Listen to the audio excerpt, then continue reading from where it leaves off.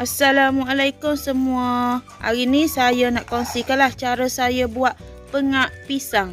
Okey, jom kita tengok cara-caranya. Okey, ni kita ada air, lepas tu kita nak masukkan sagu. Sagu ni kita jangan terlalu banyak lah sebab takut kuah pengak kita tu dia akan pekat. Saya nak rendam dulu. Kita rendam sagu ni sampai dia kembang. Okey, ni kita ada pisang lah. Pisang yang sudah masuk lah. Lepas tu kita nak belah. Dah. Kalau nak pengak pisang tak boleh kata besar-besar sangat. Gini dah.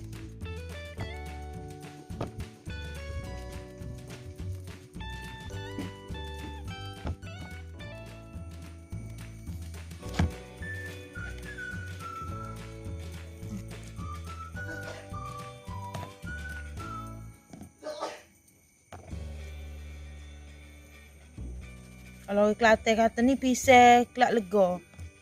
Pisang kelak lega. Sedaplah kalau kita buat pengak.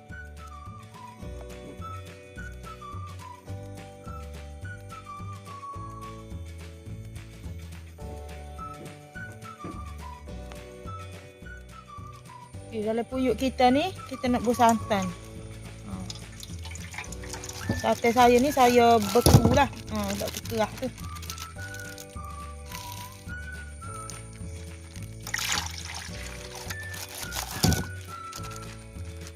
Lepas tu kita masukkan sagu yang kita rendam tadi dah.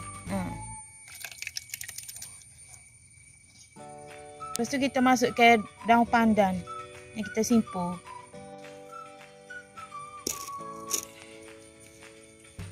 Saya nak kacau. Lepas tu kita biarkan kata sate kita ni dia mendidih. Dia mendidih sekejap.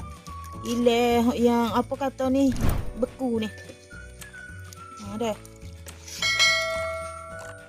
Bila kita letak sate ni kita kena selalu kacau lah sebab kita takut dia pecah minyak. Pecah minyak dia jadi kita makan pun tak sedap lah pengak pisang kita tu. Kena selalu kacau. Okay, bila sate kita tu kata nampak nak mendidih tu saya nak letakkan pisang yang kita potong tadi. Tu. Letak.